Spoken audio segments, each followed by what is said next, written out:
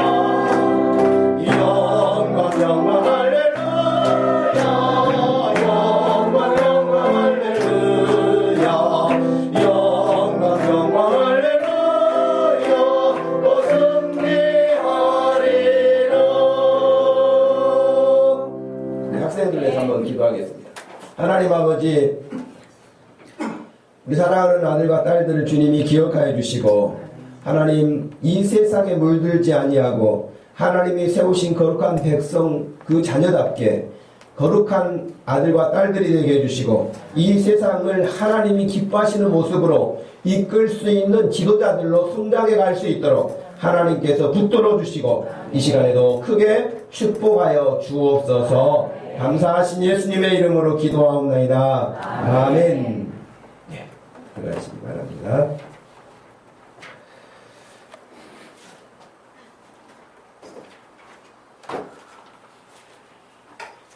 오늘 우리에게 주시는 하나님 말씀은 마가복음 1장 35절에서 39절 말씀입니다.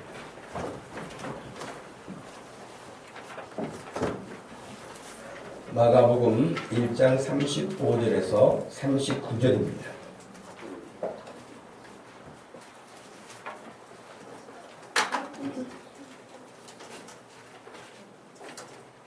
찾으셨으면 우리 말씀을 같이 한 목소리로 읽겠습니다.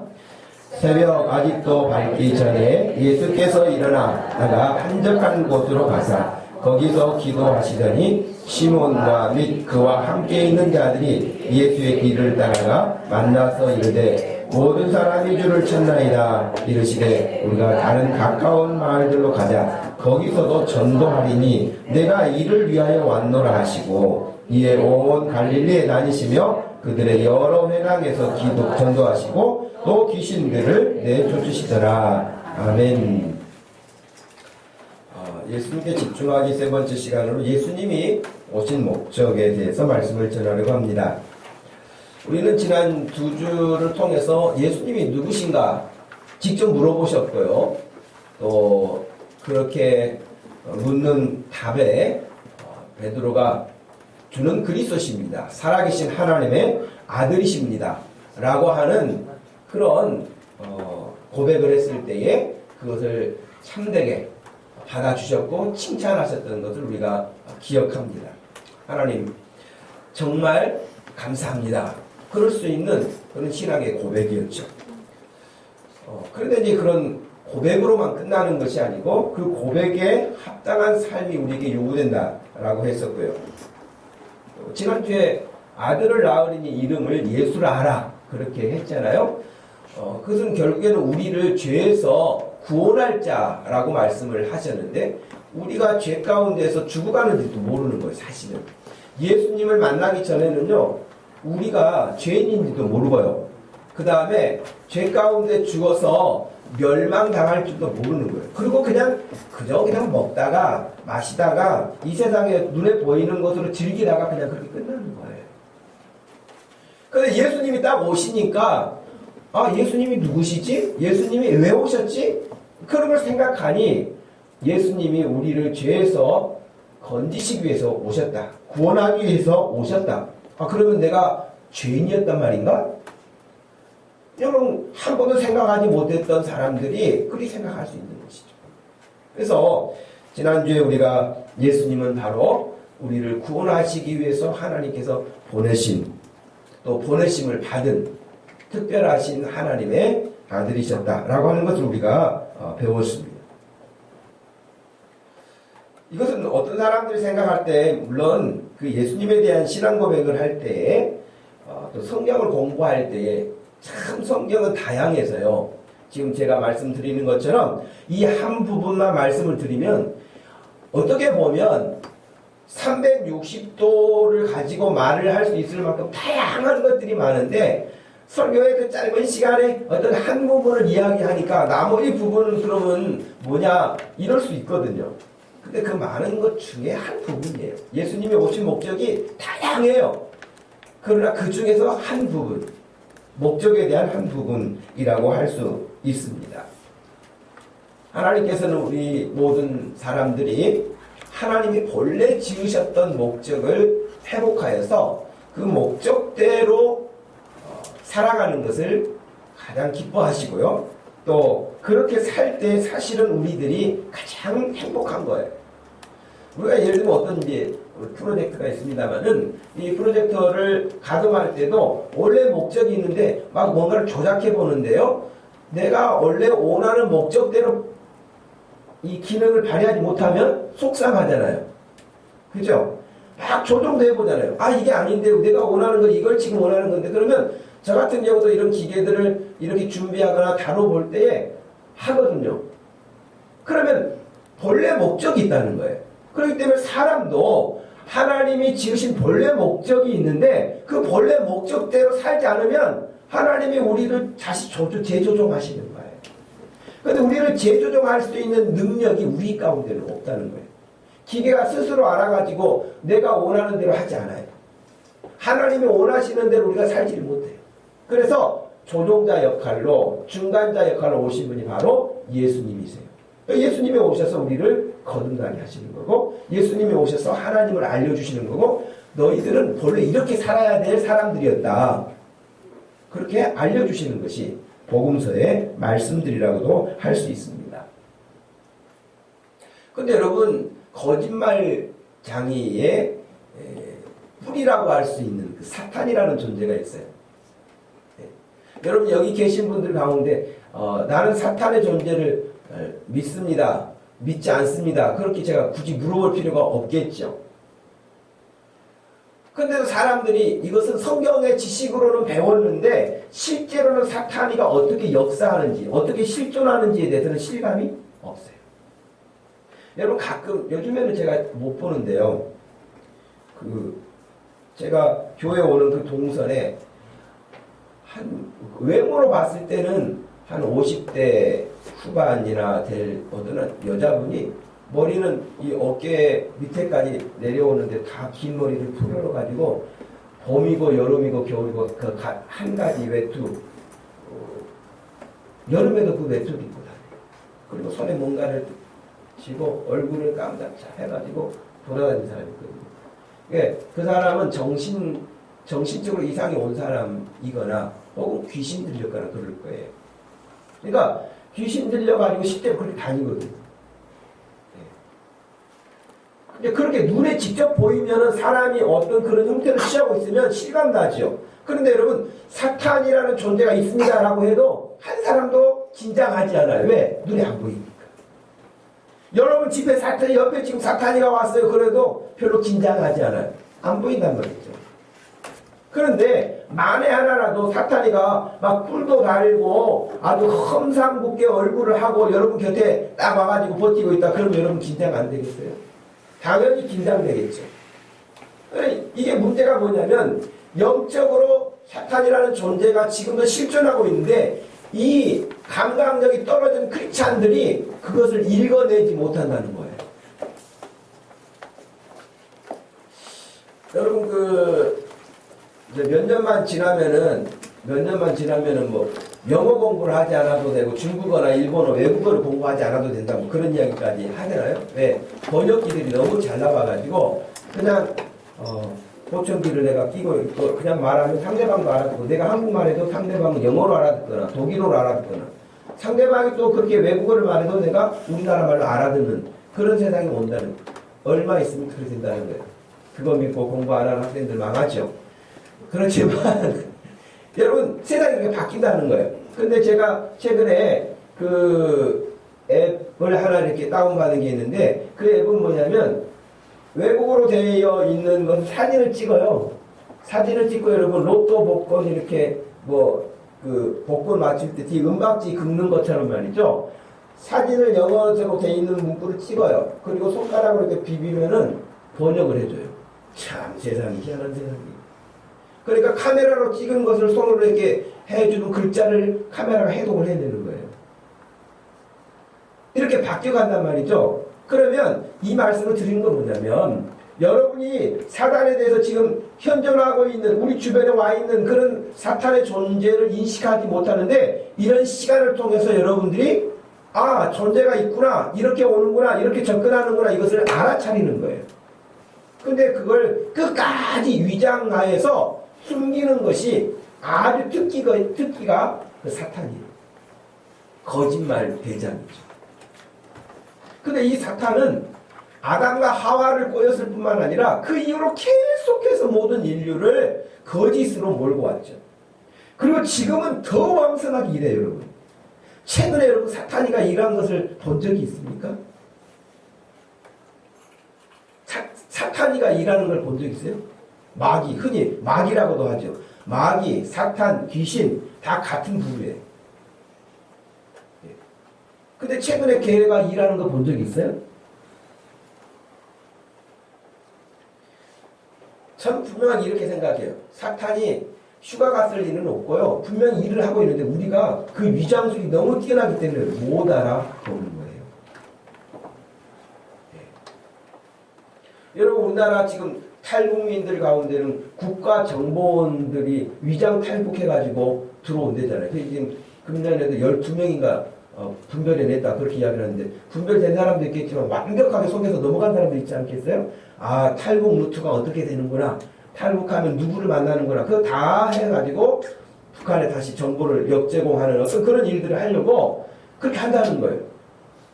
그리고 옛날에는 진짜 막 배가 고파서 탈북했는데 요즘에는 북한에 사상적으로 소망이 없다 북한에 그래서 그 어른들이 부모들이 그런데 야 넌 탈북해라 탈북가서 남한에 가면은 그리고 탈북자들에게 많이 지원해 주니까 거기서 대학을 다녀라 그래 공부하려고 탈북하는 거예요. 배고파서가 아니고. 그래서 여러분 탈북자들이 꽤 많이 왔고 와서 얼마나 공부도 탈북하는 정신으로 하기 때문에 공부도 잘해요. 열심히 합니다. 어찌됐든 간에 그렇게 위장해서 들어오는 것을 분별해내는 것이 국가정보원이 하는 것처럼 우리도 역시 마찬가지인 거예요. 근데 지금도 사탄이가 어떻게 여러분 우리를 유혹하는지 아세요? 야, 그 뭐 천국이고 예수고 그게 무슨 필요가 있냐? 그냥 지금 내가 먹고 사는 것이 중요하고 지금 내가 이 땅에서 잘 되는 것이 중요하고 지금 내가 건강이 필요하고 지금 내가 재밌게 사는 것이 즐거운 것이 유익한 것이지 그 다음에 뭐 그게 무슨 소용이 있겠느냐? 그거 다 헛것이다. 이렇게 말하는 거예요. 그래서 지금 사람들이 대부분 뭐에 빠져 삽니까? 전부 다 돈에 빠져 삽니다. 왜? 돈이 능력이거든요. 돈 준다고 하면요. 신사숙녀도 없어요. 체면도 없어요. 돈 준다고 하면. 여러분 그 이상한 어떤 그런 영상들도 인터넷 가운데는 있는데 돈 준다고 한다면 지나가는 사람에게 그냥 속옷만 입고 세차를 시켜요. 그런데도 돈을 준다고 하면요. 러시아에서 하더라고요. 길 가는 사람이에요. 길 가는 사람인데 재벌 3세야. 그건 좀 망나니 같은 사람이죠. 근데 그런 것만 해가지고 유튜브에 올리는 사람. 아주 인간을 괴롭히고 그러면서 돈을 줘요. 근데 그 돈 때문에 한대니까요. 멀쩡한 사람들이 정신 이상자들이 아니에요. 돈 준다고 하면 지금은 심사도 없고 숙녀도 없고요. 체면도 없고요. 그냥 돈 준답니다. 그러니 우리나라가 흥사단에서 계속해서 매년 이렇게 발표하잖아요. 돈 10억 준다고 한다면 우리나라 중고등부 아이들도 감옥 갔다 오겠다는 거예요. 10억 준다면.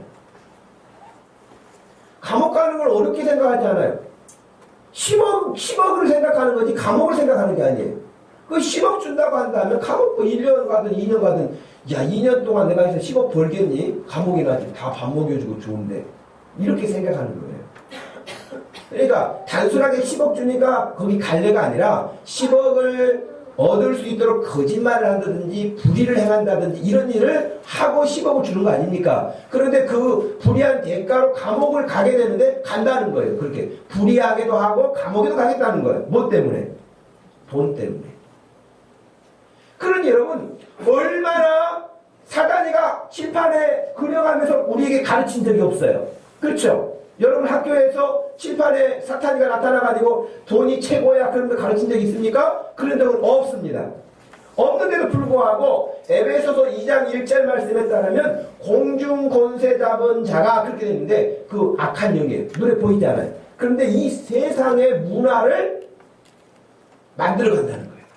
돈이 최고다 돈이 최고다 이렇게 만든다든지 유행을 만들어 간다든지 아니면 사람들의 가치관을 혼동시킨다든지 그래서 사람들이 전부 다 그것이 좋아 보이니까 그거 따라가는 거예요. 그것이 공중권세 잡은 사단이가 하는데 그것이 예수 믿는 사람이든 믿지 않는 사람이든 아주 그냥 전적으로 다 공략한다는 것이. 우리가 예수 믿는 우리들이 여기에 정신을 놓치면 정신줄을 놓으면 이것이 하나님이 기뻐하시는 건지 사단이가 놓은 옳은지를 모르고 웃고 떠들고 가다가 같이 망하는 거예요. 그러니 주일날 여러분들이 예배를 드리고 성경을 공부하고 이런 시간은 뭐냐면 여러분들이 그냥 일주일 살면서 눈에 잘 안 보이던 악한 하나님을 거역하는 어떤 일들을 다시 눈을 비비고 선명하게 해서 보는 거예요. 아 이건 버려야 될 거구나. 아 이건 따라가면 안 되겠구나. 여러분 그런 것들을 선명하게 하고 내가 이번 한 주간도 하나님의 말씀대로 이렇게 살아야겠다. 이런 마음을 다짐하는 거예요. 그게 우리 믿음 생활이에요. 근데 여러분 보십시오. 여러분이 주일 어떤 일이 있어서 한번 빠졌어요. 아 그래 또 그냥 어떻게 피치 못하게 그 다음 주도 빠졌어요. 한 3주 4주만 빠져보세요. 여러분 가치관이요. 기독교 세계관, 하나님이 말씀해 주신 성경적 세계관은 싹 빠지고 어느덧 편한 것, 익숙한 것 이런 것들이 우리 생활 가운데 요구돼요.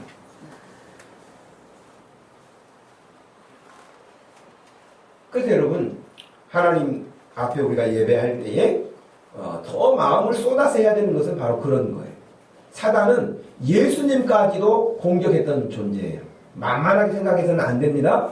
예수님이 그냥 계실 때 공격한 게 아니라 예수님이 그것도 기도하신 예수님을 공격해요. 여러분 가운데 아예 사단의 상대가 안 된 사람들도 있어요. 그런 사람은 건들지도 않아요. 아 이게 은혜로다. 내가 죄져도 아무 일 없고 나쁜 죄도 아무 일 없고 이게 은혜로다. 은혜가 아니라 망할 길이에요. 그것은. 왜냐하면 죄 짓는데도 아무 일이 없어. 그건 망할 길 아닙니까? 그런데 여러분들이 기도하는데도 일이 어려워. 기도하는데도 좀 힘든 일이 자꾸 나타나. 근데 여러분 분명히 그것은 하나님이 기뻐하시는 일의 확률이 높아요. 왜? 사단이가 방해하고 공격하기 때문에. 예수님도 공격했는데 우리들이야 그냥 놔두겠습니까? 어찌됐든 그 사단은 자기가 활동할 수 있는 시기가 제한되어 있어요. 무한정이 아니에요. 제한되어 있는데 성경 말씀에 이렇게 말씀을 하셨거든요. 저들을 무저항에 빠뜨릴 것이다. 요한계시록 20장 10절 말씀에서도 그들을 미혹하는 마귀가 불과 유황 못에 던져지니 거기서 그 짐승과 거짓 선지자도 있어 세세토록 밤낮 괴로움을 받으리라 그랬거든요.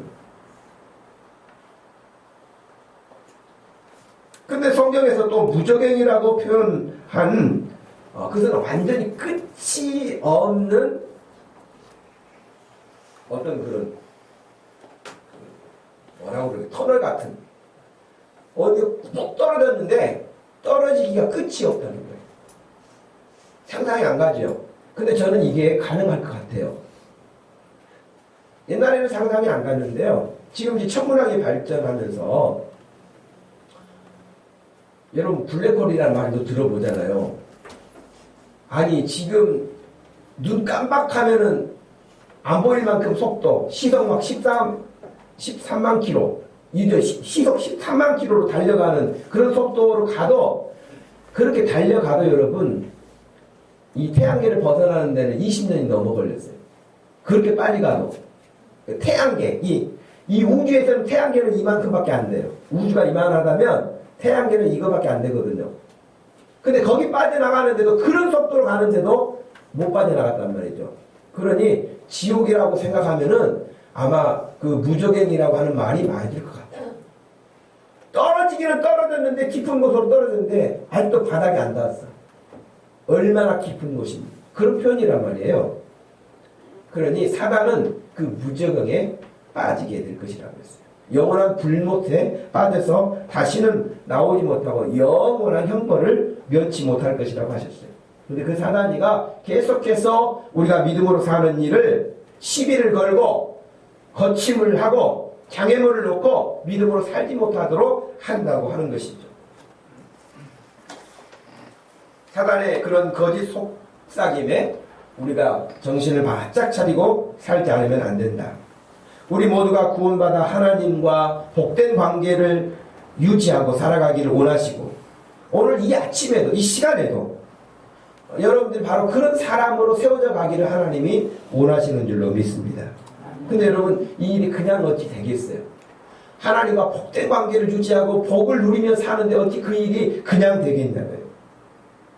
방해가 왜 없겠어요? 당연히 있죠. 여러분 가장 친한 친구도 방해꾼일 때가 있잖아요.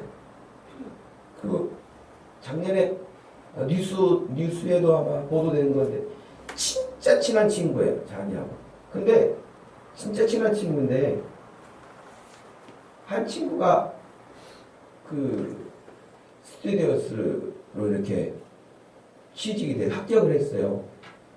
그러니까 그 친구 그 페북에 이렇게 글을 올렸는데 제 3자가 올린 것처럼 올렸는데 바로 옆에 친구가 가장 가까이 있는 친구가 그랬어요. 비행기 떨어져서 죽었으면 좋겠다는 웃겠다는 이런 이야기를 올린 거예요. 친구를 축하해 주는 게 아니라 그 잡혔잖아요. 그러니까 옆에 사람 그런 사람 아니겠죠 하고 보세요. 여원이가 그럴 일은 없겠지. 그치? 윤주가 그럴 일도 없을 테고. 근데 가장 가까이에 있는 사람이 그렇다. 그만큼 사람들은 다른 사람에 대해서 시기도 하고요. 질투도 하고 잘 되는 것을 그렇게 환영하지 못하기도 하고 그래요. 방해 세력이 많다는 거예요. 예수님이 이 땅에 오셔서 우리를 구원하시기 위해 오셨으니 얼마나 귀한 일입니까? 근데 그 예수님이 그 귀한 일을 하는데 그냥 사단이가 팔짱 끼고 있었겠습니까? 온갖 방해는. 근데 그 방해를 할 때 누구를 통해서 방해하느냐? 사단이가 창 들고 나타나지 않습니다. 어떻게 방해하느냐? 사람들을 앞세워서 방해해요. 바리새인들, 서기관들, 성경 좀 안다는 사람들, 제사장들, 세상에서 좀 잘나고 싶은 사람들, 이런 사람들 다 예수님 앞에 보내가지고 깐죽거리게 만들고 정말 예수님을 비아냥되게 만들고 예수님을 이렇게 희롱하고 별짓을 다 하게 만드는 그걸 누가 하냐? 뒤에서 조종하는 사단이가 있습니다.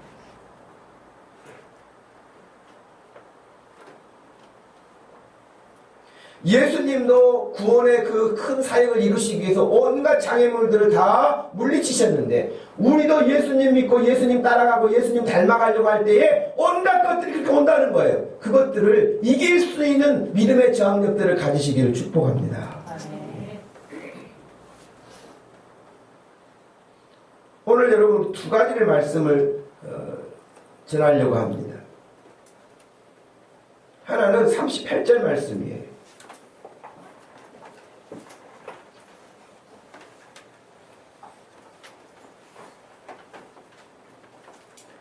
예수님께서 이렇게 말씀하셨습니다.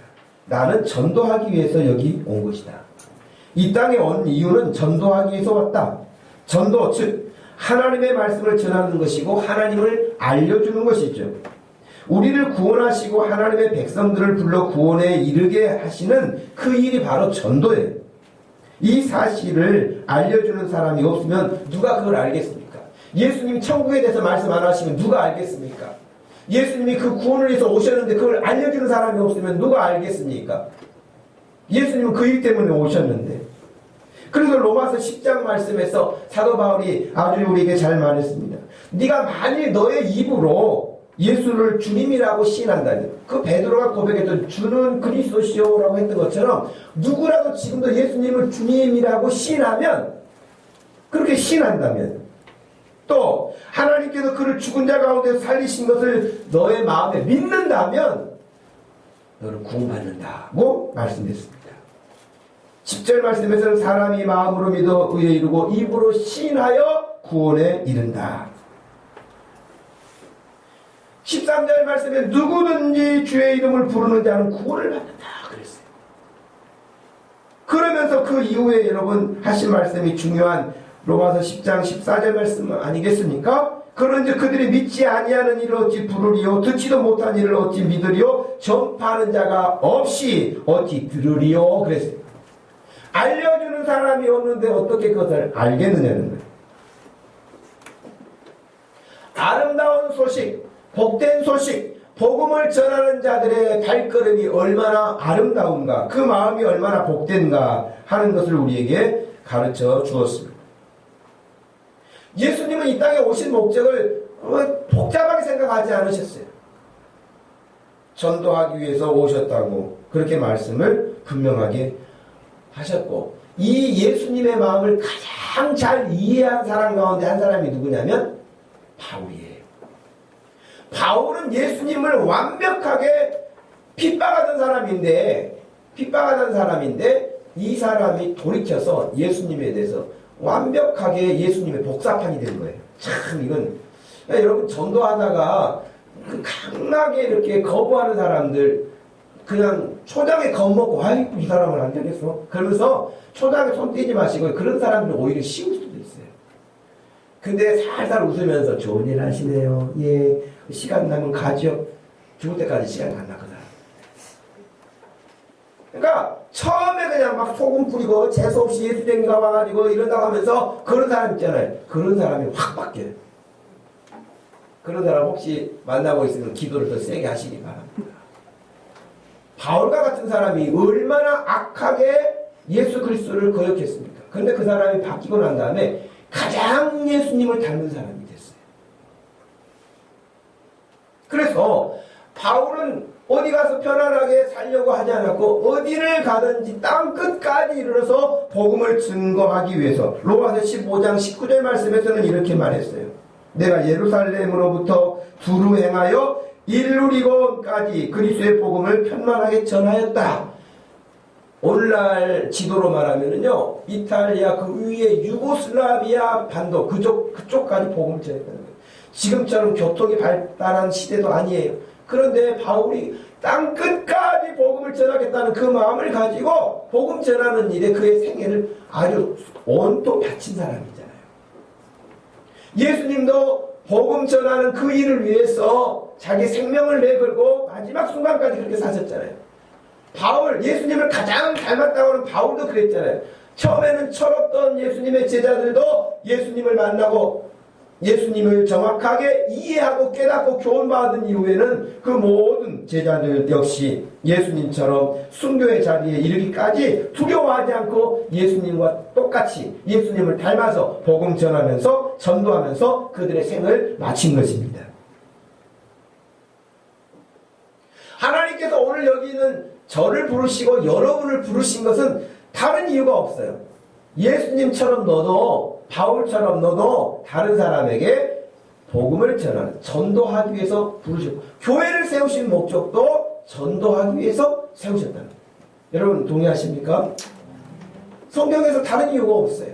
물론 예배도 있고 하나님께 영광을 돌리는 것도 있고 우리끼리 즐거움도 있고 다 있어요. 그러나 그 모든 것들의 마지막 결론은 다른 이에게 이 사회에 이 지역을 복음화시키기 위해서 교회를 세우시는 것이고 예수 믿는 사람들을 먼저 불러 주신 거예요. 오늘날 때는요, 전도 그러면 사람들이 교회 다닌 사람들로부터 좀 부정적으로 생각하는 사람도 있어요. 전도 그럼, 요즘에 무슨 전도가 됩니까? 이런 사람도 있어요. 그러면, 교회가 그런 말을 하면 어떻게 돼요? 요즘 뭐 전도하면 됩니까? 전도 안 된다는 거예요. 그럼 안 되면 안 합니까? 그럼 말이 안 되는 것이죠. 예. 지금도 끊임없이 전도하는 교회, 전도해야 하는 것, 전도해야 하는 사명이 우리 가운데 있다는 사실을 한시도 우리가 망각해서는 안 된다는 것입니다. 전도하는 방식이, 접촉하는 방식이 달라질지는 모르지만 전도는 주님이 오시는 그날까지 계속 되어져야 될 주님의 명령인 줄로 믿습니다. 그러므로 저도 여러분도 끊임없이 다른 사람에게 늘 전도하기 위해서 마음을, 그건 하나님이 주셔야 되는 마음이기도 하지만요, 이 시간에 말씀을 듣는 여러분들이 이 시간 목사님이 지금 설교하고 연설한다가 아니라 목사님을 통해서 예수님이 지금 우리에게, 나에게 말씀하신다, 저 전도하라고 그렇게 말씀하신다, 그렇게 듣는 거예요. 그게 정상적인 말씀을 듣는 태도죠.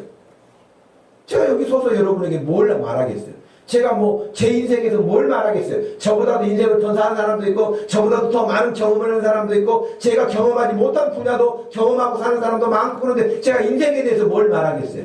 그걸 말하려고 서 있는 게 아니에요. 예수님이 말씀하신 것을, 명령을 받아서 예수님의 명령을 여러분에게 전달하는 거예요.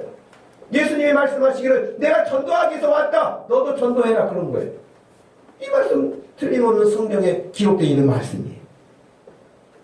그러면 예수님이 이런 말씀을, 38절 말씀을 왜 하셨는가, 어떤 배경에서 하셨는가 하는 거예요. 그 전날 여러분 안식일이었어요. 유대인들 지키는 안식일이었다고요. 안식일날 회당에 들어가셔서 말씀을 전하셨어요.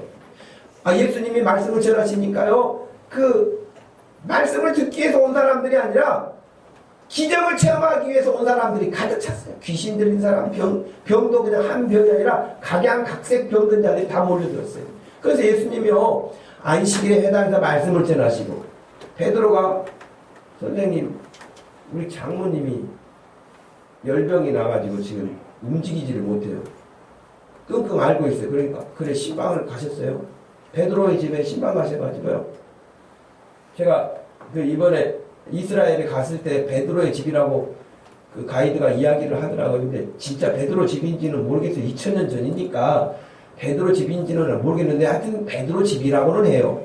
근데 베드로 집터가 우리 이 예배당 전체 저 주방 텃밭까지 한 100평 정도는 될 것 같아요.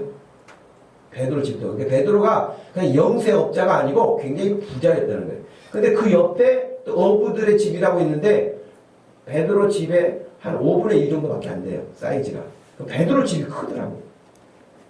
어찌됐든 간에 장모님이 열병이 나가지고 누워 계시는데 예수님 모시고 가서 신방 가가지고 예수님이 신방 가셔가지고 장모님이 깨끗하게 치료받고요. 누워가지고 열이 펄펄 끓어가지고 누워있던 사람이 깨끗하게 나음을 받아가지고 바로 주방에 가지고 먹을 건 내온 사람이에요. 할렐루야. 여러분, 예수님을 사모하고 예수님을 만나면 왜 이런 일이 안 일어나겠습니까? 일어날 줄로 믿습니다. 예수님이 설교하셨죠. 신방 가셨죠. 그랬더니 예배당만 따라다니는 게 아니라 예수님이 가시는 곳마다 사람들이 많이 몰려와가지고 귀신 들린 사람들이 또 막 소리치고 괴롭히고 이러니까 예수님 다 쫓아내시고 병자들 다 고치시고, 그래 여러분 밤늦도록 하신 거예요. 정말 힘든 일이거든요. 여러분, 힘든 일이에요. 제가 금요일 날도 우리 최선 우리 기도하고 갑시다. 금요 기도회 나왔으니까 기도하고 갑시다. 그래서 지난 금요일에는 33분, 그 전주에는 30분 했으니까 늘려서 33분, 이번 주에는 35분 하려고 그래요. 아이고, 금요일에 가면 안 되겠구나, 큰일 나겠네, 이렇게 생각하는 사람 없고 와서 기도하시기 바랍니다. 기도하셔야 되는데 어찌됐든 간에 기도하기도 힘들잖아요. 그냥 내가 누가 막 원하는 게 내가 내 기도하는데도 힘들단 말이에요. 근데 귀신 쫓아내는 거 얼마나 힘든지 아세요? 안 나가요, 그것이.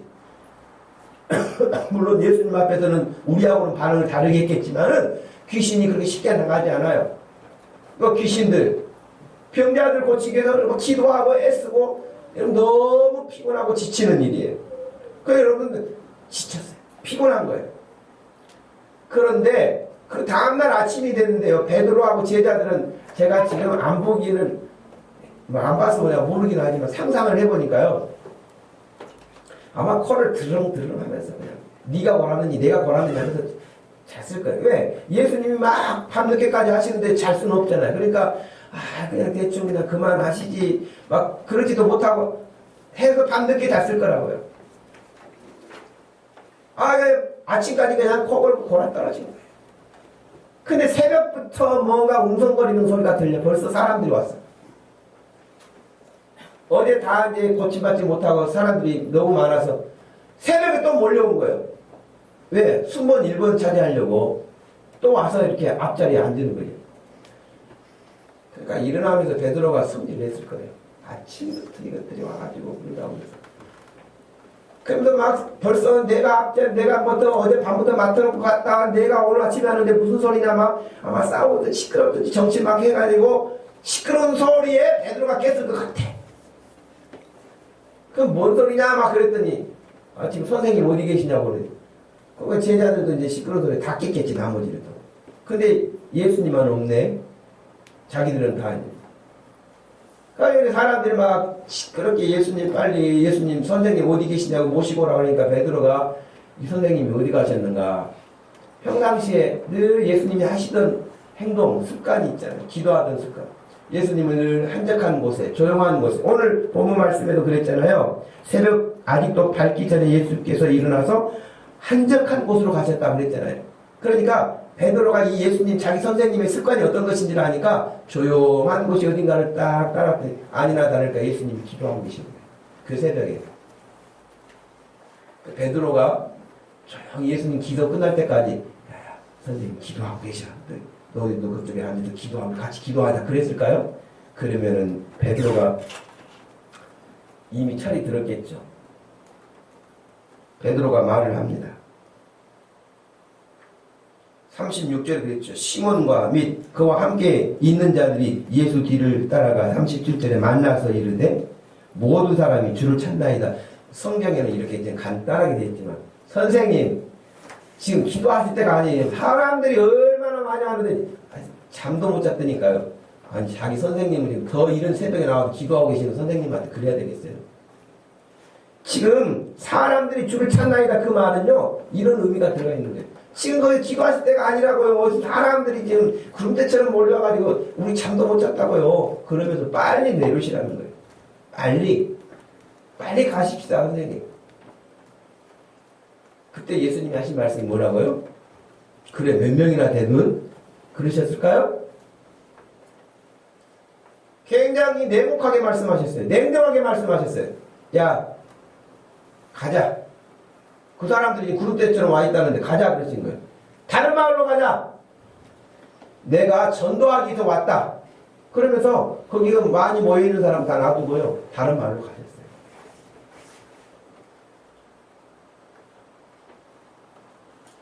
38절에 우리가 다른 가까운 마을들로 가자. 거기서도 전도하리니 내가 이를 위하여 왔노라. 왜 그랬을까요? 왜 예수님이 아니 다른 동네 가서 전도하실 바에 지금 모여있는 사람에게 전도하면 되잖아요. 우리 생각에 그렇지 않을까요?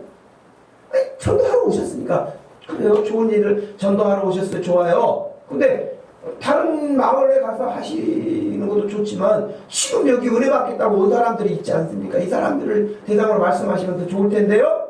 근데 예수님이 그러지 않으셨어요. 왜 그랬을까요?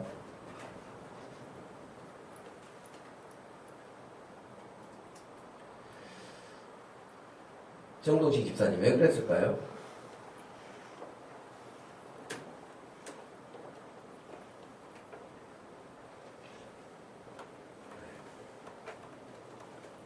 여러분 가운데 아마 이래서 그랬을 것 같아요. 생각되는 사람이 있으세요?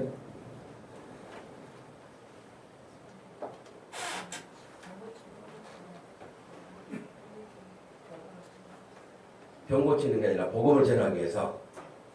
예. 그게 성경 또 다른 복음서에서는 이 비슷한 상황에서 말씀해 주신 게 있어요. 요한복음 여러분 한번 가보실래요? 요한복음 6장 한번 가보세요. 답이 있어요. 여러분.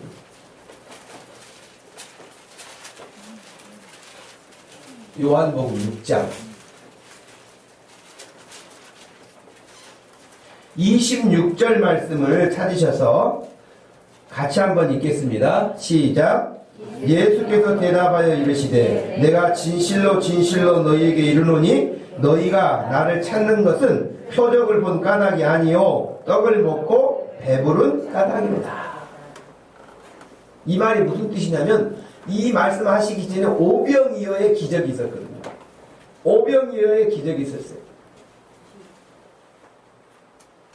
작은 떡 5개하고 물고기 조그만 물고기 2마리를 가지고 5,000명이 넘는 사람을 먹이고도 남게 하신 예수님의 기적이 있었어요. 너무 놀라운 일이죠. 그러니까 이 기적을 보고 야 이건 하나님이 아니시면 할 수 없는 일이야. 그래서 예수님을 따른 게 아니고 떡을 먹고 배부른 것 때문에 예수님을 또 쫓아왔다는 거예요. 표적을 보고 깨달아서가 아니에요. 예수님이 누구신지를 알아서 따라오는 게 아니에요. 뭐 때문에? 떡 먹고 배부른 까닭이에요. 배를 채우기 위해서 온 거예요. 자기들의 욕구를 채우기 위해서 온 거예요. 예수님이 그 이후에도 말씀하셨어요. 육신을 위해서 일하지 말고 영생하도록 하는 일을 위해서 일을 해라. 어떻게 하는 게 영생을 위해서 일하는 겁니까? 하나님이 보내신 자를 믿는 것이 영생을 위해서 일하는 것이다. 그랬어요. 근데 여러분 마태복음 12장에 가보실까요? 마태복음 12장에 가면은 마태복음 12장 38절 말씀에서 41절 말씀까지 읽겠습니다. 그때에 서기관과 바리새인 중 몇 사람이 말하되 선생님이여 우리에게 표적 보여주시기를 원하나이다. 예수께서 대답하여 이르시되 악하고 음란한 세대가 표적을 구하나 선지자 요나의 표적밖에는 보일 표적이 없느니라. 요나가 밤낮 사흘 동안 큰 물고기 뱃속에 있었던 것 같이 인자도 밤낮 사흘 동안 땅속에 있으리라. 심판 때에 니느웨 사람들이 일어나 이 세대 사람을 정죄하리니 이는 그들이 요나의 전도를 듣고 회개하였거니와 요나보다 더 큰 이가 여기 있으며 그랬어요. 예. 여러분 여기 보면 표적을 구하는 그 세대를 향하여서요 예수님이 뭐라고 말씀하셨어요? 악하다, 음란하다 그랬어요. 음란하다는 그런 말은 뭐냐면 하나님도 섬긴다고 하면서 세상도 섬기는 거예요. 하나님 섬긴다고 기도하면서 기도 응답 못 받고 무당에게 가서 물어보는 거예요. 실제로 무당했던 사람들이 나중에 예수 믿고 여러분 간증하는 것 들어보면 꽤 많은 예수 믿는 예수쟁이들이 무당 찾아온다는 거예요. 전보로.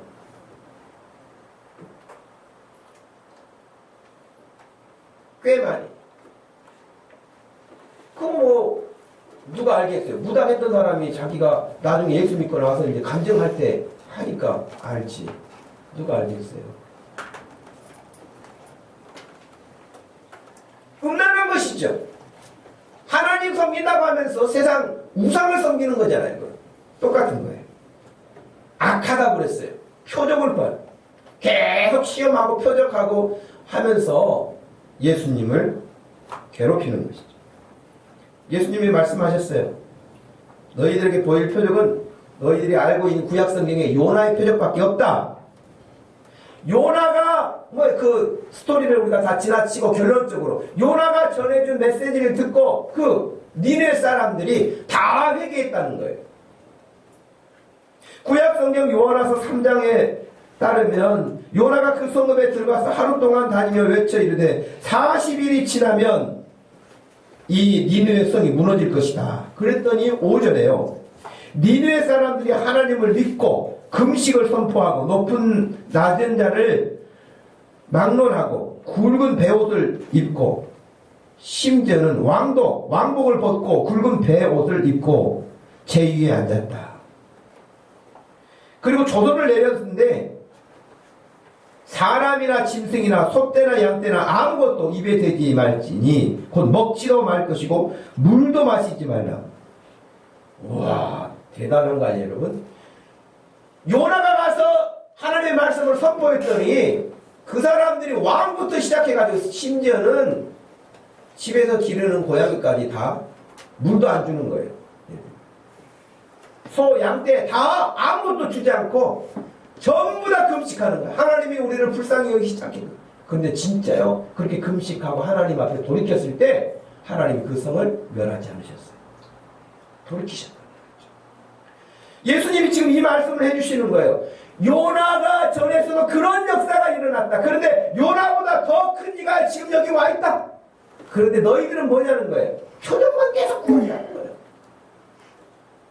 예수님의 말씀을 듣고 회개는 안 하고 악한 짓만 골라서 한다는 거예요. 표적을 구한다는 것은 뭐겠습니까? 자기 유익만을 원하는 거예요. 자기. 아까 표적을 보고 나를 따르는 것이 아니다. 그것을 깨닫고 내가 누군지를 알아서 따라오는 것이 아니다. 떡 먹고 배부른 까닭에 나를 따라온 것이다. 그런 말씀처럼 예수님을 계속 따르면서 표적을 구하는 것. 자기 욕구를 채우기 위한 거예요. 오늘날 이 시대를 살면서도 예수 믿으면서도 계속 원하는 것, 내가 원하는 것 얻기 위해서 예수님을 이용하는 그것이 표적을 구하는 이들과 다를 바가 없으며 악한 것이죠. 우리는 예수님을 이용하는 사람들이 되어서는 안 될 것입니다.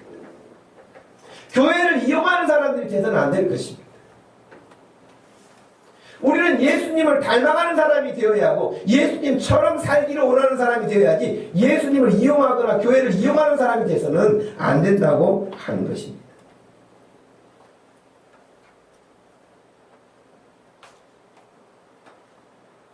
예수님은 오늘날 우리에게도 가르치시고 치유하시고 복음 전파하는 모든 일들을 우리에게 위임하고 가셨습니다. 너희도 그 일을 계속하라. 우리에게 위임하고 가셨어요. 부탁하고 가셨어요. 우리는 그 사명을 받은 거예요. 그 사명을 받았는데 그 사명을 잘 감당하는 교회도 있고 그런 성도도 있는가 하면 주께 받은 사명이 뭔지 다 까먹고 먹고 마시고 지내고 그렇게 지내버리는 사람들도 없지 않아 있다는 거예요.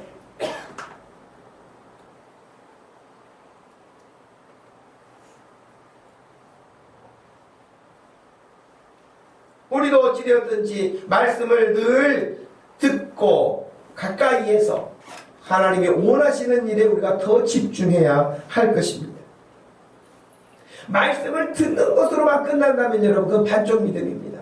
안 듣는 것보다 100번 낫죠. 그러나 듣기만 하고 행함이 없다고 한다면 행치 않는다면 그건 의미가 없다는 거예요.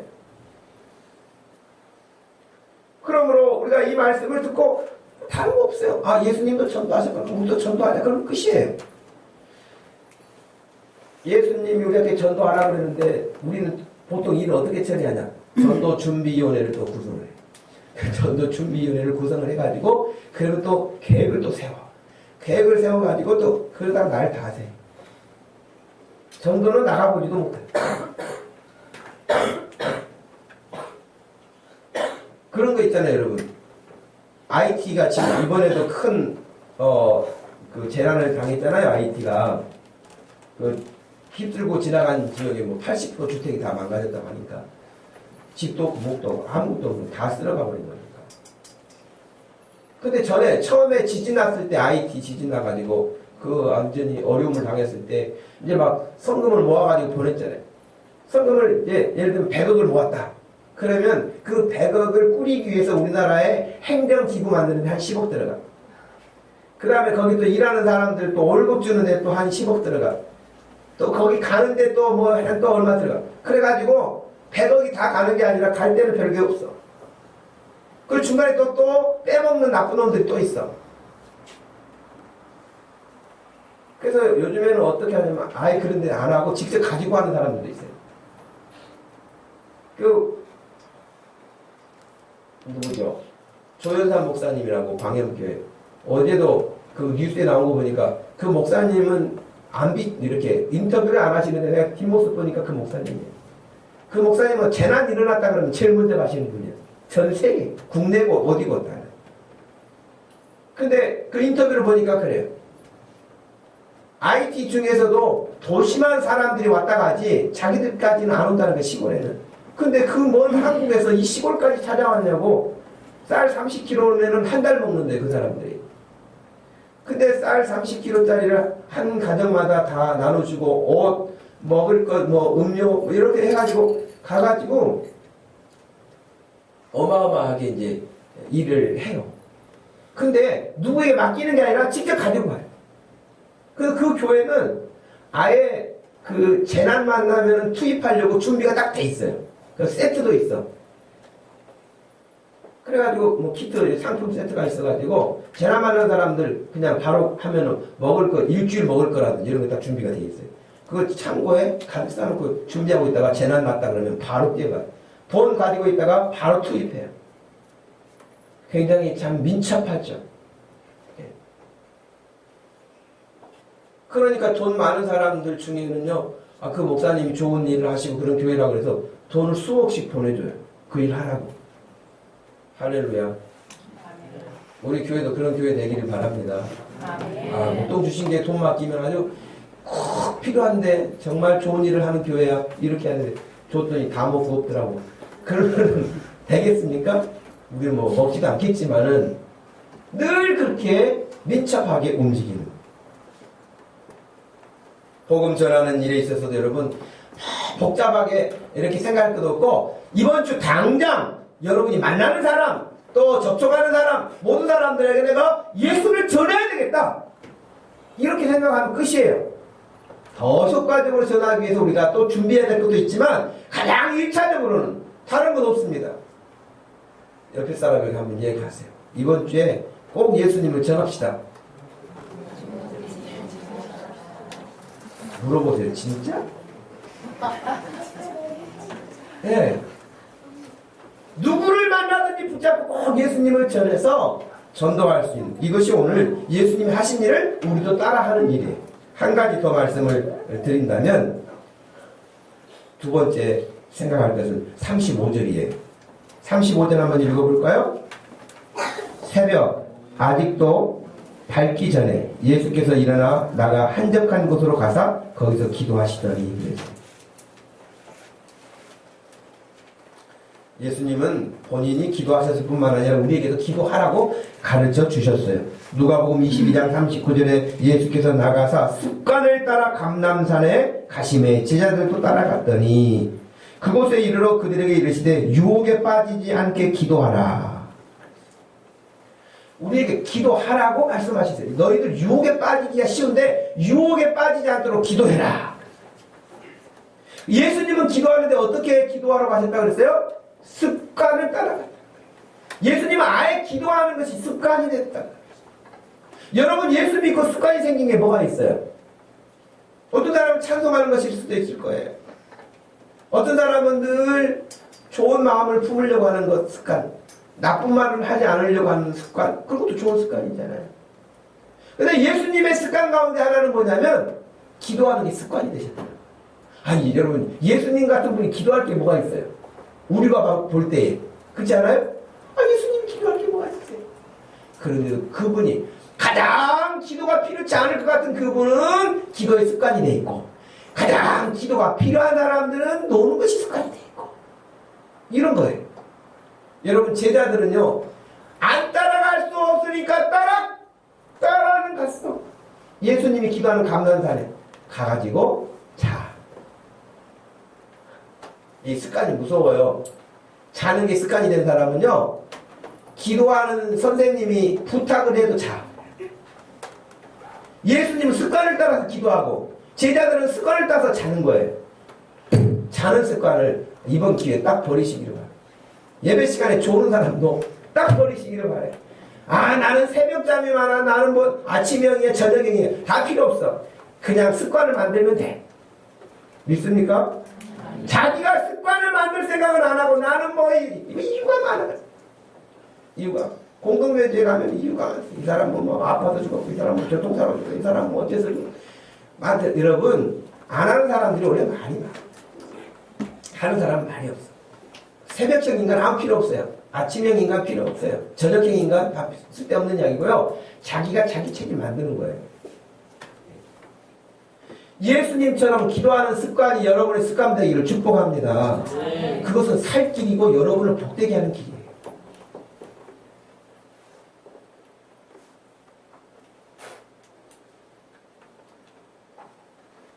예수님이 마지막 승천하시기 직전에 마지막 부탁하신 말씀이 누가복음 24장에도 나와 있는데요. 누가복음 24장 47절 이하에 이렇게 하셨어요. 그의 이름으로 죄사함을 받게 하는 회개가 예루살렘에서 시작하여 모든 족속에게 전파될 것이 기록되었으니 너희는 이 모든 일의 증인이라. 볼지어다 내가 내 아버지께서 약속하신 것을 너희에게 보내리니 너희는 위로부터 능력을 입혀질 때까지 이 성에 머물러라 그랬거든요. 그리고 그들은 정말 그 말씀을 따라서 그 성에 머물러서 한 일이 예수님처럼 기도했고, 기도하는 중에 성령이 임하셨고, 성령이 임하셔서 능력을 받았고, 능력을 받아서 복음의 증인으로 그들이 살았던 거예요. 그래서 그 결과가 지금 2000년이 지난 지금 우리 대한민국에 이렇게 예수님이 전파된 거예요. 오늘 우리들도 이 시대에 동일하게 이와 같은 하나님의 은혜를 기도하는 것이 습관이 되고 증인되는 것이 습관이 되어서 지금 우리가 여기서 그렇게 함으로 2000년 전에 예루살렘의 그 놀라운 일이 2000년이 지나서 지금까지도 역사가 일어나는 것처럼 우리 목동주심교회가 이와 같이 기도하는 것 습관되고 복음 증언하는 증인으로서 전도자로서 사는 것이 습관이 되어서 앞으로도 더 큰 사명들을 감당해낼 수 있는 그런 복된 교회가 되어지고 한 사람 한 사람의 성도들이 되기를 축복합니다. 여러분 이 사진은요 최근에 연세대학교를 세운 언더우드 선교사 있잖아요. 언더우드 선교사가 1916년에 돌아가셨어요. 그래서 서거 100주년 기념식을 했는데 언더우드 후손 6세까지 왔어요. 근데 와가지고 이번에 그 이야기한 것 중에 중요한 것이 있는데 그게 뭐냐면 여러분 지금 연세대학교가 말만 연세대학교 미션 스쿨이지 내용에서는 별로 그런 게 없단 말이죠. 이렇게 이야기했어요. 언더우드 1세가 한국에 처음 왔을 때 여기에는 아무것도 없었지만 꿈이 있었습니다. 그러나 꿈보다 훨씬 많이 이루어졌습니다. 이 일은 혼자 이루지 아니했습니다. 언더우드 1세는 장로교, 감리교, 성공회 등 여러 교회의 선교부를 모아서 학교를 만들 준비를 했습니다. 언더우드 1세 연세대를 설립하게 된 그 정신은 두 가지였습니다. 먼저 그는 예수를 소개하러 전도하러 한국에 왔는데 그것은 우리 정신의 기초입니다. 그랬어요. 연세대학교를 세운 가장 기본 정신은 전도하기 위해서 세웠다는 거예요. 복음 전하기 위해서, 예수 알리기 위해서 세웠다는 거예요. 그런데 지금 학교가 점점 그 정신은 퇴색되어 가고 이제 기독교 정신을 다 빼버리려고 한단 말이죠. 그래서 지금 그 후손들이 여전하게 이 일을 명확하게 이야기를 했습니다. 그러므로 총장 및 직원, 교수 모두가 합해서 기독교 행동으로 다른 사람에게 복음의 정신을 보여줘야 됩니다. 라고 말했습니다. 저는 이 기사를 읽으면서 어떤 생각을 했냐면 연세대학교를 처음에 세울 때 복음을 위해서 전도를 위해서 예수 그리스도를 위해서 세웠는데 시간이 가면서 발전하고 너무 놀랍게 크게 성장하고 이런 일에서 점점 예수님의 생각은 빠지고 세상 것이 그 자리를 차지하는 것처럼 오늘날 교회도 예수님 때문에 세워졌고 예수님을 위해서 세워졌는데 점점점 그 교회 정신은 빠져나가고 예수님 정신은 빠져나가고 사람들끼리만 재밌고 사람들끼리만 즐거워하는 것으로 변질되어 버린다면 그것은 교회의 길을 포기한 거나 다를 바가 없다. 우리 목동주신교회가 예수님이 하셨던 것처럼 전도하는 일에 더 집중할 수 있어서 예수님이 말씀하신 그 전도의 사명을 계속 계승해 갈 수 있기를 주님의 이름으로 축복합니다. 네. 하나님 아버지 고맙고 감사합니다. 교회는 그냥 세워진 것이 아니라 예수님이 십자가에서 나를 대신해서 죄값을 치르셔서 죄 용서함을 받은 사람들이 모였고, 그 죄 용서함을 받은 사람들이 아직도 죄 가운데 사는 사람들을 구원하기 위해서 오신 예수님처럼 우리도 그 일을 위해서 먼저 불러주셨고 교회를 세워주셨사오니, 우리가 이 지역 사회에서 예수 전하게 하시고 내 이웃과의 관계 속에서 예수 전할 수 있는 전도자로 살게 하여 주시옵소서. 예수님의 이름으로 기도하옵나이다. 아멘. 다 같이 자리에서 일어나셔서 449장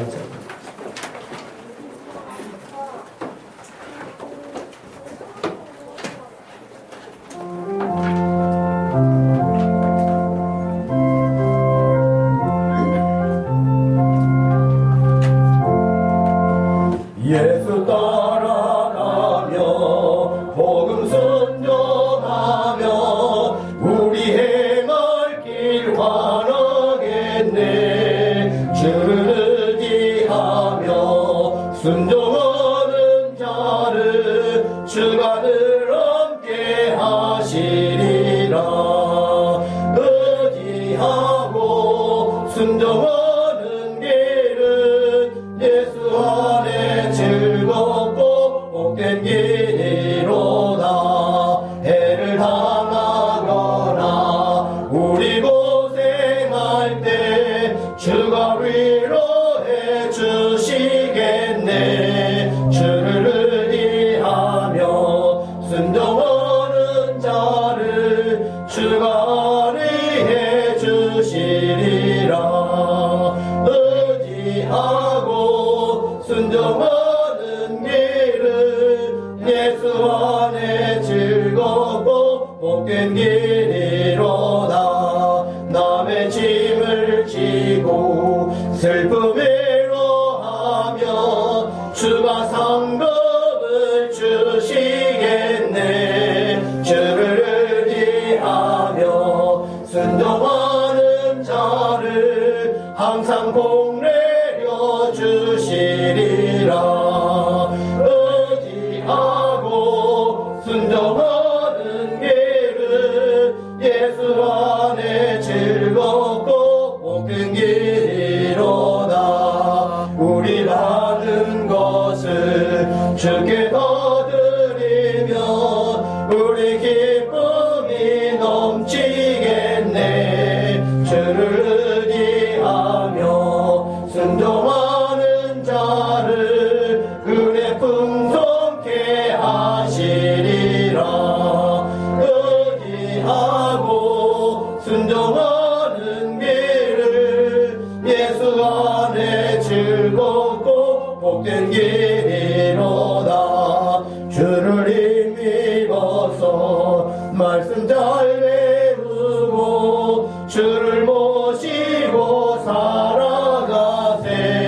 주를 의지하며 항상 순종하며 주가 사랑해 주시리라. 의지하고 순종하는 길은 예수 안에 즐겁고 복된 길이로다. 지금은 우리 주 예수 그리스도의 구원의 은혜와 우리 하나님 아버지의 큰 사랑과 성령 하나님의 위로 교통하심이 이 시간 함께 예배하는 모든 성도들 머리 위에 지금부터 영원토록 함께 계실지어다. 아멘.